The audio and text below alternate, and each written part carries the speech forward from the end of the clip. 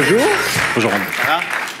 Rand-Indy, le thème de votre intervention, c'est « The Impossible Human Artificial Intelligence ». Alors, ça résonne un peu avec le bouquin que vous avez tous trouvé dans vos casiers en partant, qu'on vous a donné à l'école, qui est le bouquin de Luc Julia, « L'intelligence artificielle n'existe pas ». Mais je suis sûr que ça n'a rien à voir. Je sais pas, j'étais pas là pour sa conférence. J'espère en tout cas que ça va être un petit peu différent. Non, mais disons qu'effectivement, il y a un thème un peu commun avec tous ceux d'entre nous qui sommes chercheurs en intelligence artificielle à la base, c'est qu'on ne croit pas dans les mythes qu'on nous expose à la télé et dans les journaux en ce moment.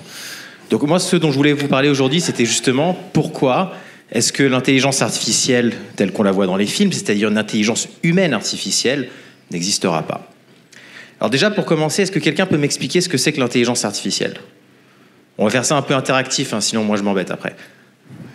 Jonathan, tu avais l'air de t'y connaître en privacy GDPR, je vais rien dire là-dessus maintenant. Intelligence artificielle. La capacité de machine d'évoluer ce temps et avec les choses qu'on met en place pour répondre à un humain. Ok, c'est pas trop mal. Donc, la manière dont j'aime bien définir l'intelligence artificielle, c'est le fait de reproduire un comportement humain dans une machine.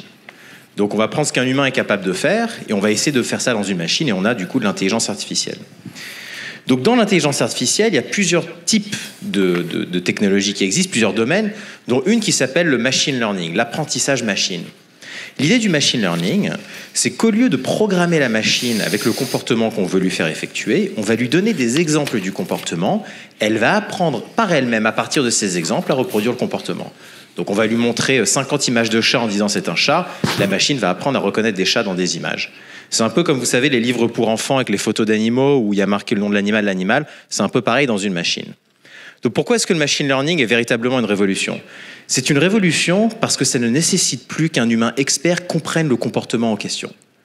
C'est-à-dire que là où traditionnellement l'informatique et l'automatisation des tâches étaient limitées à ce que les humains étaient capables de comprendre, maintenant grâce au machine learning, on est potentiellement capable de reproduire tout ce qu'on est capable de mesurer, c'est-à-dire ce pourquoi on a de la data. Et dans le machine learning, on a un type d'algorithme qui s'appelle le deep learning. Donc le deep learning est une branche du machine learning, qui est une branche de l'intelligence artificielle. On utilise les trois de manière relativement interchangeable aujourd'hui, mais ça, c'est en train de changer. De plus en plus, vous verrez que les startups qui font vraiment du machine learning ne disent même plus qu'elles font de l'IA et commencent véritablement à se segmenter en vision intelligente, en reconnaissance vocale, en conduite autonome et ainsi de suite. Donc le deep learning, ça est utilisé un petit peu partout. On s'en sert dans les voitures autonomes, bien évidemment. Ça marche très bien pour tout ce qui touche à l'imagerie, que ce soit pour l'imagerie médicale. Donc aujourd'hui, il y a une start-up qui propose de l'analyse de radio pour $1. Donc essayez d'imaginer un petit peu ce que ça veut dire pour l'accès aux soins quand ça ne coûte quasiment plus rien d'avoir un diagnostic médical. Bien évidemment, les assistants vocaux. Qui ici a un Alexa ou un Google Home à la maison ? Ah oui, quand même. Bon, vous feriez mieux de le jeter. Je ne suis pas là pour parler de ça, donc je vais me retenir. Qui a entendu parler de ça ? Ok. Donc ça, c'est l'intelligence artificielle de Google qui a battu le champion du monde au jeu de Go. Le jeu de Go, en fait, on ne pensait pas qu'on arriverait à le battre pendant encore une dizaine d'années. Parce que contrairement aux échecs où la machine, en fait, peut calculer tout un tas de coups à l'avance, la seule façon de gagner au jeu de Go, c'est véritablement de comprendre comment jouer au jeu de Go. C'est-à-dire qu'il y a tellement de combinaisons possibles qu'on ne peut pas calculer ce qui va se passer. Et quand Google a battu le champion du monde à l'époque, tout le monde s'est exclamé que c'était absolument incroyable. Et c'est vrai que c'était incroyable, parce que les technologies qu'ils ont utilisées pour faire ça étaient totalement nouvelles. Plutôt que de donner des exemples de parties à la machine, ce qu'ils ont fait en réalité, c'est qu'ils ont pris deux intelligences artificielles, une qui jouait le côté blanc, une qui jouait le côté noir, et ils ont fait s'affronter ces deux intelligences artificielles en se donnant du feedback après chaque coup. Donc la première IA, qui ne savait jamais jouer, qui n'avait aucune idée de comment jouer au jeu, faisait un truc au hasard. La deuxième lui disait « je pense que c'est bien ou que c'est pas bien ». Et par renforcement mutuel, en jouant des millions et des millions et des millions de parties, elles ont appris à jouer au jeu de Go. Donc ça, c'est intéressant parce que c'est de l'apprentissage sans aucune information a priori. À l'époque où ils ont joué contre le champion du monde a gagné une partie sur 5. Donc là, tout le monde s'était un petit peu rassuré en se disant 20% de survie contre une IA, ça va. C'est pas ce qu'on nous a expliqué, on nous a tous dit qu'il n'y avait aucune chance. 20%, c'est une chance sur 5, c'est pas si mauvais que ça. Sauf qu'entre-temps, la même intelligence artificielle a continué à s'entraîner. Elle a continué à s'entraîner. Elle a continué à s'entraîner. Et aujourd'hui, elle bat tous les humains à toutes les parties du jeu de Go. C'est devenu impossible de battre cette IA. Sauf que, il y a une nouvelle version de cette IA qui bat l'IA qui bat tous les humains à toutes les parties. Alors là, je me souviens quand c'est sorti, mon père m'a appelé, il m'a dit oh, « T'as vu, ça y est, c'est la fin et tout ». Je dis « Non, non ». Je dis « C'est pas comme ça que ça marche ». Ce qu'il faut comprendre, en fait, c'est que, aussi impressionnant que ce soit, tous ces exemples-là restent ce qu'on appelle de l'intelligence artificielle faible. C'est-à-dire que la machine a certes appris à faire quelque chose de mieux qu'un humain, mais elle ne sait rien faire d'autre que ce qu'on lui a demandé d'apprendre à faire. Elle n'a aucune capacité de raisonnement, de généralisation, d'intuition. Et donc, naturellement, les chercheurs aujourd'hui travaillent sur ce qu'on appelle l'intelligence artificielle forte. C'est-à-dire la capacité d'une machine à raisonner par soi-même à partir de ce qu'elle a appris, à transférer sa connaissance dans d'autres domaines. Je sais jouer au jeu de Go, donc je sais jouer au jeu de plateau, donc c'est plus facile pour moi d'apprendre à jouer aux échecs. Et d'ailleurs, je vais apprendre à jouer aux échecs en raisonnant de manière intuitive comme un humain l'aurait fait. Donc ça, c'est parfaitement à portée de la science. Et je pense que d'ici une dizaine d'années, nous aurons des machines capables de raisonner de manière artificielle. C'est vraiment impressionnant parce que le raisonnement, c'est quelque chose qu'on n'aurait jamais pensé être capable de reproduire dans une machine. Sauf qu'en fait, en réalité, l'intelligence humaine, ça va un petit peu plus loin que ça. Ce qu'on voit dans les films, ces espèces de robots humanoïdes qui sont capables non seulement d'intelligence logique, mais aussi d'intelligence émotionnelle, ce n'est pas ce que fait l'intelligence artificielle, ni faible ni forte. La capacité de raisonner et de résoudre des tâches logiques ne fait pas de vous quelqu'un qui est capable de ressentir et de créer des émotions chez les autres. Pour ça, il faudrait véritablement de l'intelligence humaine artificielle, c'est-à-dire la combinaison de votre intelligence logique, votre QI, et de votre intelligence émotionnelle, votre quotient émotionnel. L'intelligence émotionnelle, il faut comprendre aussi à quoi ça sert. Ça sert tout simplement à résoudre des paradoxes logiques. Donc nous, en tant qu'humains, quand on est confronté à un paradoxe logique où il n'y a pas finalement de réponse mathématique, on utilise notre intelligence émotionnelle pour passer outre. Donc ça, c'est un exemple de paradoxe mathématique. C'est un piège à voiture autonome. C'est élégant de simplicité. Hein. Donc, qu'est-ce qui se passe? Donc, vous tracez un cercle pointillé au sol, et à l'intérieur, vous tracez un cercle blanc. De l'extérieur, la voiture autonome, qui a appris à conduire sur des millions et des millions d'heures de conduite, qui ne fait aucun accident, qui est mieux que tous les humains à la tâche de conduire, elle voit que c'est pointillé puis blanc, donc elle avance. Sauf qu'une fois qu'elle est dans le cercle, ça devient blanc, et à l'extérieur pointillé, elle ne peut plus passer, parce que ça, c'est interdit dans le code de la route. Vous le savez, hein? Okay. Et donc ça, la voiture, quand bien même elle a appris à conduire sur des milliards d'heures, il n'y a aucune solution à ce problème. La seule façon pour que la voiture sorte de ça, c'est qu'elle triche. Sauf que si on commence à donner aux machines la possibilité de tricher, bon, c'est bien un petit peu compliqué, quoi. Mais vous, en tant qu'humain, qu'est-ce que vous faites quand vous voyez ça sur le sol? Vous regardez et vous rigolez. Et vous passez, quoi. Vous dites, tant qu'à faire, voilà. Sauf qu'en fait, en réalité, vous avez enfreint la loi en faisant ça. Vous avez fait un choix qui n'était non pas un choix logique, mais qui était véritablement un choix émotionnel basé sur votre compréhension de ce que c'est qu'une blague pour décider d'ignorer une loi. C'est impossible pour une machine de faire ça sans qu'elle ait d'intelligence émotionnelle.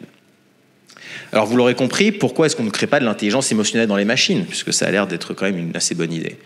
Premièrement, déjà, il ne faut pas oublier que l'intelligence émotionnelle requiert une certaine forme de conscience. Donc la conscience, c'est un problème qui est quand même assez compliqué. Ça fait assez longtemps qu'on essaye de comprendre ce que ça veut dire. On ne sait toujours pas si les animaux en ont pas, dans quel cas ils en ont pas.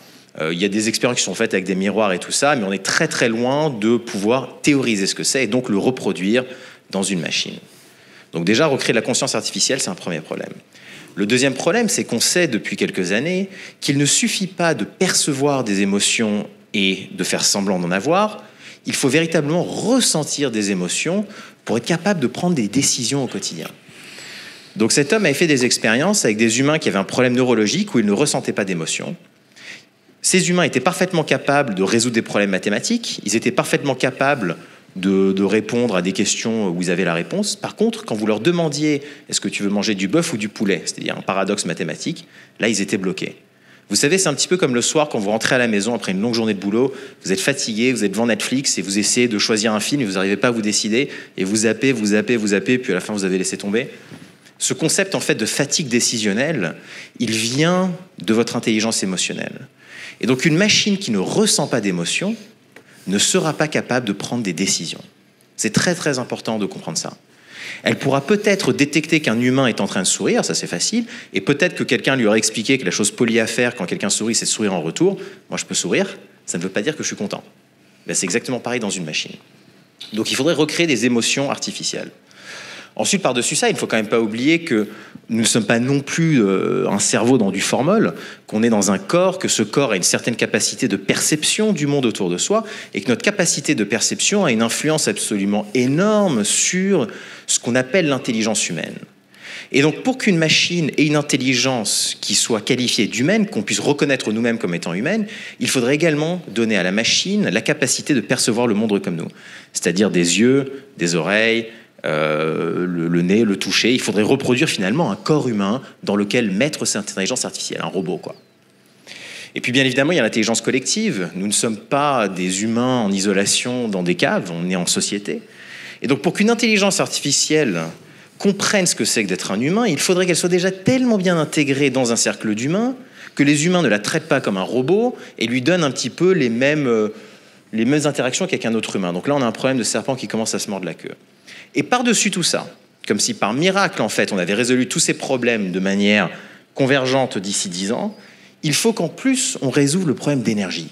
Et oui, parce qu'en fait, le cerveau humain, pour faire tout ce qu'on vient d'expliquer, ça utilise 20 watts d'énergie.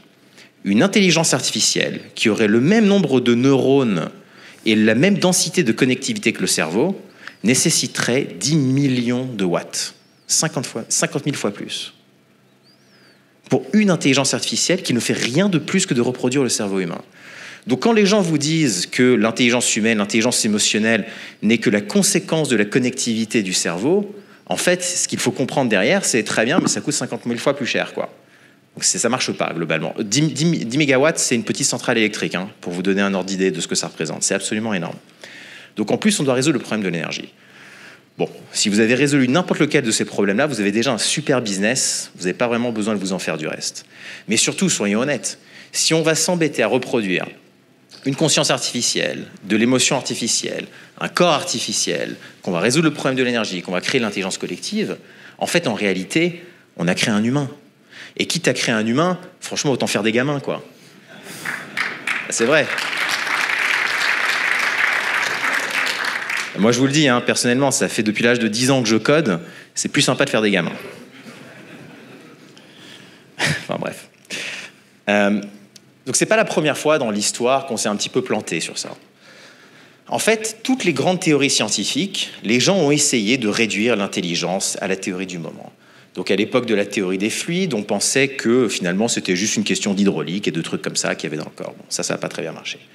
Ensuite, à l'époque de Descartes, il y avait toute une école qu'on appelait les mécanistes, qui véritablement essayaient de théoriser que l'intelligence était comme des rouages mécaniques, et que finalement, dans le cerveau, il y avait des espèces de petits trucs qui tournaient comme ça et tout. Le meilleur exemple d'intelligence artificielle de cette époque-là, c'est ce qu'on appelle le turc mécanique. Le turc mécanique était un automate. Un automate, en gros, c'est un robot avec une manivelle, hein, qui n'est pas électrique. C'était donc un automate qui jouait aux échecs. Il s'appelait le turc mécanique parce qu'il était en armure de turc, en fait. Et l'inventeur de cette machine se baladait à travers l'Europe et jouait aux échecs contre des gens. Et l'automate, il n'était pas mauvais, quoi. Il battait quand même pas mal de gens. Et donc les gens étaient absolument abasourdis. Ils étaient en train de penser, mais c'est incroyable, un automate, en fait, en activant une manivelle qui joue aux échecs et qui bat les humains. Comment est-ce que ça marche ? Bien évidemment, l'inventeur ne voulait pas dévoiler son secret parce que c'était son grand secret et tout ça. Sauf qu'en fait, la supercherie était que dans le coffre en dessous du turc mécanique qui joue aux échecs, là où soi-disant il y avait tous les rouages secrets qui étaient la propriété de l'inventeur, et bien en fait il y avait un humain. Et oui, il y avait un humain qui déplaçait les pièces comme ça. Et donc le terme de turc mécanique dont on se sert encore aujourd'hui en informatique pour désigner un humain qui se fait passer pour un programme informatique, ça vient de cette époque-là. Bon, ça n'a pas très bien marché non plus. On a ensuite pensé que c'était l'électricité à l'époque de Tesla. Donc les impulsions électriques qu'on a dans le corps, dans le cerveau, sont donc à l'origine de la transmission d'informations et que forcément ce sont ces impulsions qui sont importantes. Ensuite, il y a eu toute la théorie de l'information avec Shannon, avec le télégraphe, où on s'est dit mais bien sûr, en fait, en réalité, le cerveau, ce n'est que de la transmission d'informations d'un neurone à un autre. Et donc le télégraphe, avec le code Morse, est une bonne approximation de l'intelligence humaine. Et les gens étaient très sérieux sur ça. Ensuite, il y a eu les ordinateurs. Dans les années 50, c'était une évidence pour tout le monde que le cerveau fonctionnait comme un ordinateur, c'est-à-dire des choses en entrée, des choses en sortie, avec un endroit où il y avait la mémoire, un endroit où il y avait le calcul, et ainsi de suite. Sauf que quand on a commencé à avoir des IRM, qu'on a commencé un petit peu à regarder comment ça marchait, ce qu'on s'est aperçu, c'est qu'en fait, on ne comprenait rien. C'est que le cerveau ne marche pas du tout comme un ordinateur. Et donc aujourd'hui, les réseaux neurones artificiels, l'intelligence artificielle, le machine learning, c'est juste une énième façon dont on essaye de représenter l'intelligence dans cette espèce de quête qu'on a depuis des millénaires, d'essayer de réduire quelque chose qui peut-être finalement ne sera jamais explicable. Et donc pourquoi est-ce que je vous parle de ça? Je vous parle de ça parce que cette distinction entre intelligence logique et intelligence émotionnelle, elle est absolument essentielle pour tout le monde en fait dans les années qui viennent. C'est-à-dire que oui, une intelligence artificielle aura un QI de 1 trillion. Aucun doute là-dessus. Oui, elle sera mieux que nous à faire des maths, à coder, à faire des tâches logiques. Oui, elle sera capable de raisonner. Mais par contre, elle ne sera pas capable de décider.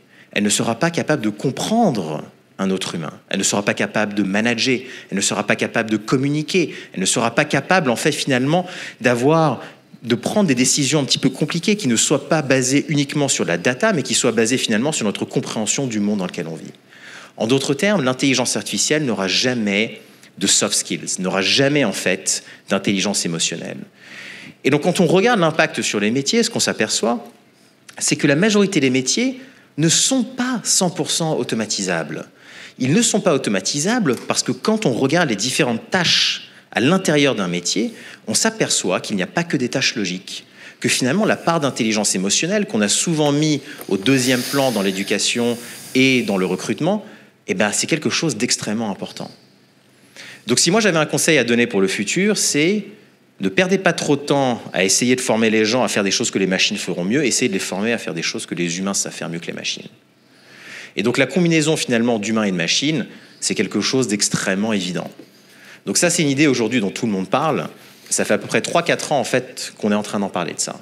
Sauf qu'à l'époque, on était encore au début de l'intelligence artificielle, donc les gens avaient du mal à comprendre la distinction. Je pense qu'aujourd'hui, c'est accepté que la combinaison de l'intelligence artificielle logique avec l'intelligence émotionnelle machine est ce qu'il y a vraiment de plus puissant.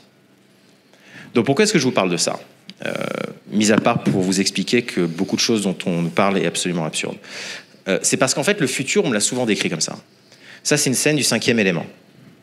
C'est un monde extrêmement technologique, extrêmement oppressant, où finalement les machines ont un petit peu pris le contrôle, où les humains sont un petit peu là pour essayer de vivre dans un monde qui majoritairement est drivé par la technologie. Il y a du flicage en permanence, de la pub omniprésente. Qui véritablement veut vivre là-bas ? Ah, j'ai cru que vous aviez levé la main. Non ? D'accord. Non, bien sûr que non. Quand on demande en fait en réalité à tout le monde qu'est-ce qui vous fait plaisir, quel est l'endroit, le moment où vous êtes vraiment le plus heureux, tout le monde répond à peu près ça. Tout le monde veut cette sensation d'être déconnecté, cette sensation d'être apaisé, cette sensation d'avoir véritablement un but dans son métier, d'avoir quelque chose d'intéressant à faire. Personne ne veut travailler comme une machine. L'époque en fait de l'industrialisation où les gens tapaient sur des clous comme on a des robots aujourd'hui, c'est fini, ça n'existe plus et ça ne doit pas continuer. C'était une période de transition vers justement de la technologie qui soit capable de faire ça à notre place et qui finalement arriverait à nous libérer de toutes ces tâches du quotidien qu'on voit comme étant extrêmement contraignantes pour nous laisser le temps de véritablement s'émanciper, d'apprendre à faire de nouvelles choses et de vivre finalement comme des humains. Merci.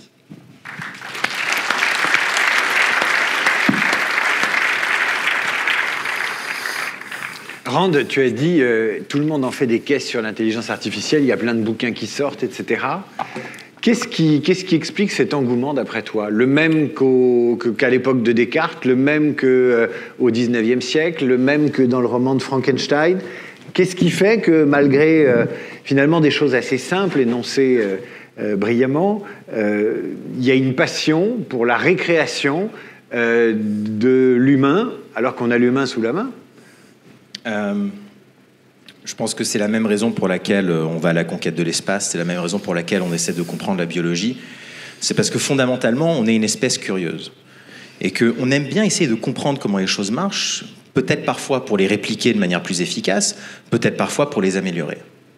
Donc on va véritablement aujourd'hui vers un monde où on essaye de plus en plus de comprendre comment est-ce que la technologie et la biologie vont finir par s'intégrer de manière la plus efficace possible. Quand on parle de collaboration entre des humains et des machines, en fait, on est en train de beaucoup parler d'interface entre des humains et des machines. C'est-à-dire comment est-ce qu'on peut avoir cette espèce de coexistence, de symbiose entre la technologie et la biologie qui fait que tout le monde pourrait s'en servir de manière équivalente sans jamais avoir besoin de se poser la question. Ensuite, je pense qu'il y a une certaine forme de sensation de pouvoir aussi, dans l'idée de se dire qu'on a compris tout ce qui se passait chez un humain. C'est rassurant de se dire qu'il n'y a finalement rien de complètement laissé au hasard, rien qui va nous surprendre sans qu'on le voie venir. Ça nous permet de rester finalement dans un mode de pensée qui est très data-driven.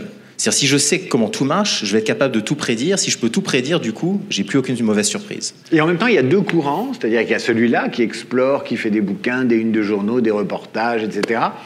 Et puis il y a ceux qui disent tiens, regardons les animaux parce que ils ont des choses à nous apprendre, parce qu'avec le peu d'intelligence comparativement à l'homme qu'ils ont, ils se servent très très bien de leur milieu et ils l'exploitent plutôt pas mal sans l'épuiser.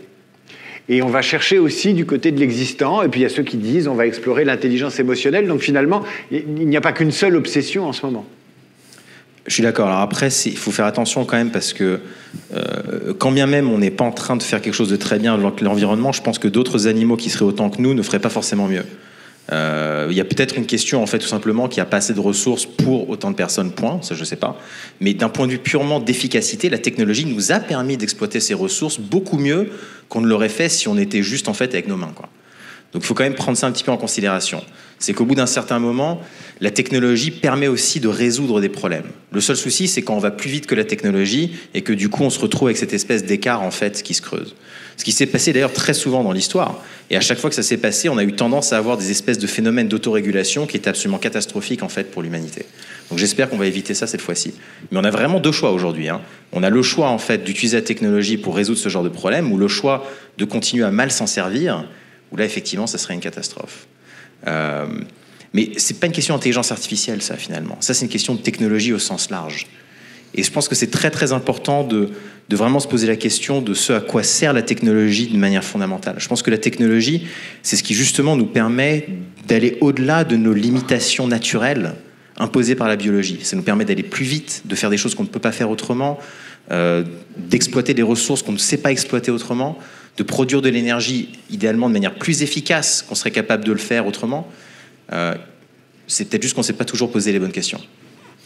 Moi, j'aimerais qu'on aborde un peu les problèmes éthiques. Parce que c'était un sujet de l'année dernière. Sur le transhumanisme, ça pose des problèmes d'éthique. Là aussi, vous venez de le dire, ça permet de faire des choses qu'on n'était pas capable de faire, bonnes ou moins bonnes. On essaie de se surpasser du bon, du bon côté comme du mauvais côté. Est-ce qu'on peut, avec tous les travers de l'humanité, imaginer un monde où on travaillerait uniquement pour le bien, avoir des principes éthiques desquels on ne dérogerait pas? Qu'est-ce qui pourrait permettre de penser ça au-delà d'une illusion? En fait, je pense qu'au bout d'un certain moment, alors après, ça c'est un peu, on peut jamais forcer les gens à avoir une approche éthique, surtout dans tout ce qui touche au logiciel, parce que le logiciel étant dématérialisé, c'est très compliqué en fait de le réguler. C'est-à-dire qu'on aura peut-être une régulation éthique qui force les entreprises et les individus en Europe de le faire. On ne pourra jamais empêcher à quelqu'un de le faire dans son garage en secret, de le mettre en open source sur Internet. On ne pourra jamais empêcher un autre pays d'avoir en fait des règles totalement différentes. C'est dur en fait de garantir qu'il y aura de l'éthique dans l'intelligence artificielle. Donc je pense que la meilleure chance qu'on a aujourd'hui, c'est justement de tout faire de manière la plus ouverte possible, ce qui est peut-être un peu contre-intuitif, mais c'est d'ouvrir un maximum la science autour de ça pour qu'on soit capable de créer des parades au risque en fait que les gens pourraient créer en s'en servant mal. C'est la course aux gendarmes. Mais bien sûr, mais c'est comme en fait dans le logiciel, je pense qu'il n'y a pas de choix. C'est pareil en sécurité informatique. Il y a constamment une course entre les hackers et ceux qui essaient de défendre contre ça. Et on sait bien, par exemple, en sécurité, que d'open sourcer un morceau de code, c'est beaucoup plus efficace que d'essayer, en fait, de tout comprendre et de le garantir soi-même.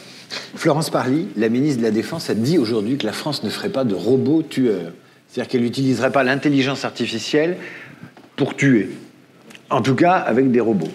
Pas à sa connaissance. Mais on fait déjà des fusils ou des tanks hyper équipés, donc c'est pas une Exactement. grosse prise de risque. Et donc ça, je pense que ça, c'est intéressant d'un point de vue éthique. C'est les pays aujourd'hui se positionnent en donnant leur vision de ce que doit être l'intelligence artificielle. Donc la France, par exemple, dans le militaire, va dire nous allons utiliser l'intelligence artificielle pour identifier des cibles, pour faire des drones autonomes et ainsi de suite, mais il faudra toujours un humain pour tirer sur la gâchette.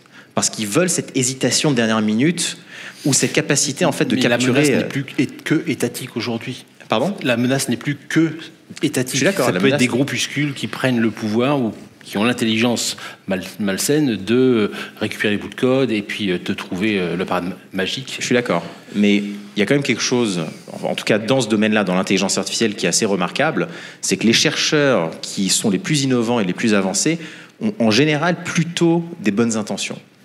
Et donc je pense qu'il y a un avantage à avoir une approche éthique qui est qu'on va attirer ces talents. C'est important, c'est-à-dire que quelqu'un qui a le choix finalement d'être payé une tonne d'argent dans deux pays, un qui va lui donner l'opportunité de faire les choses bien et l'autre qui va le contraindre à faire les choses d'une manière inhumaine, je pense qu'aujourd'hui les chercheurs, ils ont le luxe, ils ont le choix de choisir là où ils veulent travailler. Donc c'est une façon justement un petit peu de parer contre ça en enlevant le talent aux endroits où potentiellement il pourrait être abusé, quoi. Par exemple, le patron de Danone, aujourd'hui, il a renoncé à une technologie qui lui aurait permis de ne pas s'écraser. Eh ben, il a renoncé à la technologie du parachute doré. C'est incroyable, hein. Ah, c'est Il y a dingue. des types complètement dingues. La notion de Il est fou. l'éthique. Il est fou. Alors, est-ce qu'on a encore des questions de la salle? Moi, j'en ai une qui m'est envoyée par un de nos intervenants sur mon téléphone. Il me dit de te demander, cher Rand, ce que tu penses de la combinaison biotech et infotech. Les biotechnologies effondrent-elles les limites posées à l'intelligence artificielle? Ça tombe bien parce qu'en fait, mon doctorat, c'était dans quelque chose qui s'appelait la bioinformatique. Donc, il s'avère qu'en l'occurrence, j'ai pas mal étudié ça.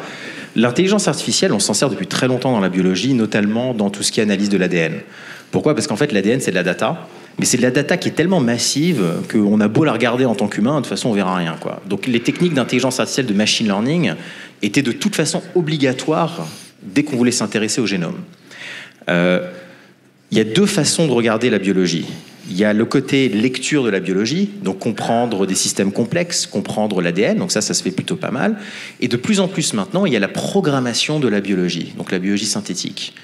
Il y a beaucoup d'entreprises aujourd'hui qui justement essaient de comprendre comment est-ce qu'on peut programmer une bactérie à faire quelque chose de particulier, comment est-ce qu'on peut créer des organismes comme on crée en fait des logiciels informatiques. Et ça commence à marcher pas mal. J'ai un copain qui était en thèse avec moi à l'époque, qui lui a monté une société, ils ont inventé un langage de programmation biologique, donc vous codez littéralement de la biologie, vous appuyez sur un bouton et ça vous produit la bactérie dans un labo. C'est incroyable ce qu'on va être capable de faire. Alors, est-ce qu'on est capable de programmer des humains ? Peut-être. Est-ce que c'est désirable de programmer des humains ? Pas forcément. Mais est-ce qu'il y a en tout cas un avantage à programmer de la biologie et à essayer de créer cette espèce d'interface entre la bio et l'informatique ? C'est une évidence que oui. Question de la salle. Stephen Hawking et Elon Musk ont peur de l'IA. Qui leur aurait beurré les lunettes ? Ils ont raison d'avoir peur de l'IA et des gens qui pourraient s'en servir à mauvais escient. Il n'y a aucun doute là-dessus. Je pense qu'il ne faut pas... Comment expliquer ? C'est compliqué, en fait, de comprendre que l'intelligence artificielle, telle qu'on l'imagine dans les films, n'est pas nécessairement qu'une projection de ce qu'on a aujourd'hui. C'est comme si on disait, on peut faire des voitures de plus en plus rapides, des avions de plus en plus rapides, des fusées de plus en plus rapides, donc un jour on arrivera à se téléporter. Non, ça ne marche pas comme ça en fait, c'est pas la même chose. Et je pense que l'intelligence humaine et l'intelligence artificielle, donc le machine learning tel qu'on l'a aujourd'hui, c'est juste pas la même chose. Elon Musk en l'occurrence, lui ce qu'il faut comprendre, c'est qu'à l'époque où il disait ça, c'est qu'il venait d'injecter $1 milliard dans une fondation de recherche en intelligence artificielle, donc il y avait quand même aussi un coup de com' pour attirer du talent là-dedans, que d'ailleurs, il vient de transformer en entreprise à profit. Comme quoi, finalement, la vérité d'hier n'est pas un mauvais coup de demain. com' en fait. Hein. Voilà. David ? Merci. Merci, Rand. En un mot commençant, bravo. Merci. Et bravo, ouais. Merci, Rand. Merci, Rand.